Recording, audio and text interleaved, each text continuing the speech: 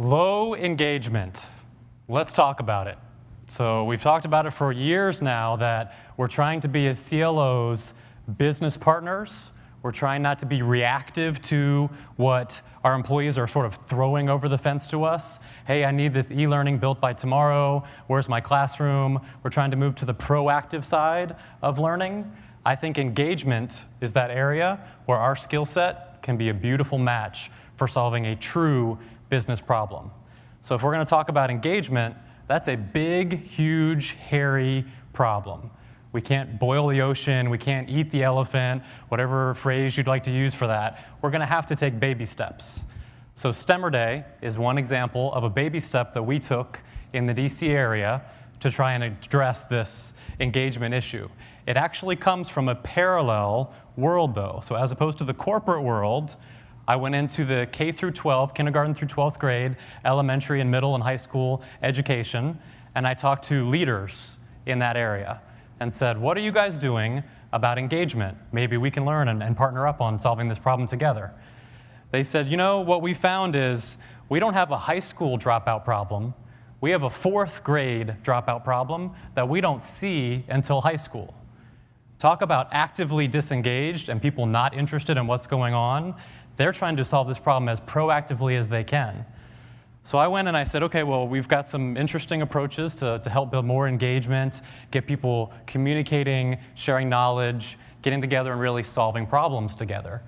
So I went around and talked to many different specific leadership groups and found that, you know what, just like in our space, many leaders were scared.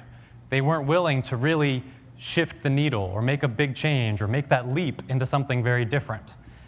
So I talked and talked and talked and finally found one school, one leadership team that was not only willing to take a big leap, they're actually willing to discuss what might be after this leap that we're going to try right now.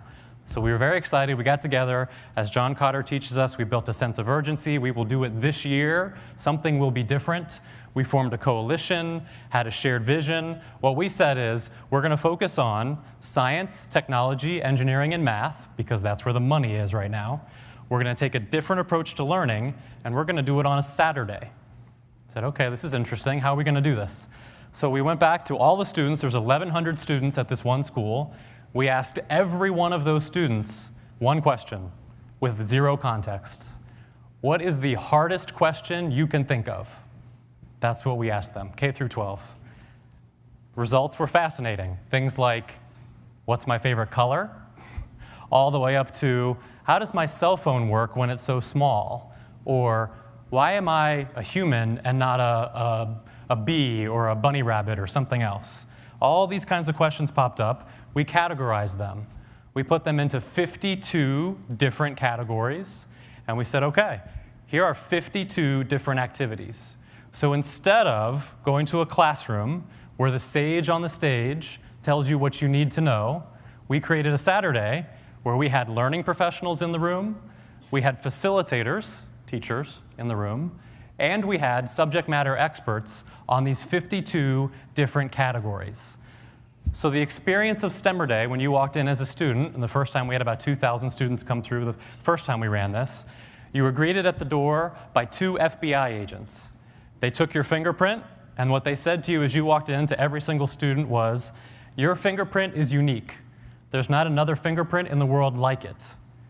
Know your passions, bring them into this school today, solve problems with your passions because no one else can offer that passion to that problem and solve it the way you will. The excitement of walking into that room was very different than your average school day. Oh, by the way, when you walk in, you're given a map of the 52 different exercises and activities happening around the school. You as a learner, as an employee, walked around and chose which exercise you wanted to participate in. So one of them was right up front in the main room and the art room, which had sinks in it and big, long tables. We had 2 surgeons from George Washington Hospital come in. So there's your subject matter experts. The questions we heard from the students were, how can they cut open my father and do surgery on him and not hurt him permanently? It's one of the questions we received. Many questions like that.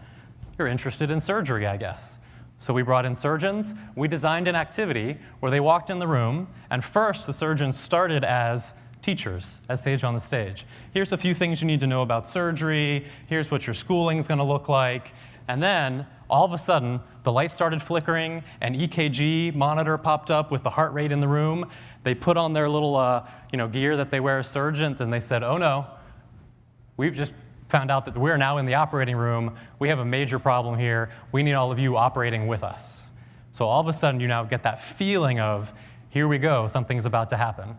The very first thing they did in that particular exercise, they had to walk to the back of the room. They put a special little powder on their hands. They made them wash their hands, scrubbing in. They're not showing you a PowerPoint slide on scrubbing in. You're actually scrubbing in the room.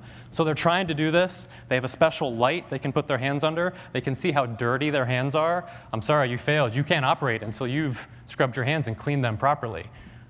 I'm hoping to help with health as well on this thing. So now they've got cleaner hands. They finally scrubbed in nicely. By the way, there's a timer going on. It's a little bit of a competition in the room. What we've now done is, while they're scrubbing their hands, we're putting them in scrubs. Full scrubs, booties, hats, gloves, the whole deal. In the room, we've set up operational type tape and the regular old operation game you've played before. We've covered that up and put holes in it as if it's a real operating room.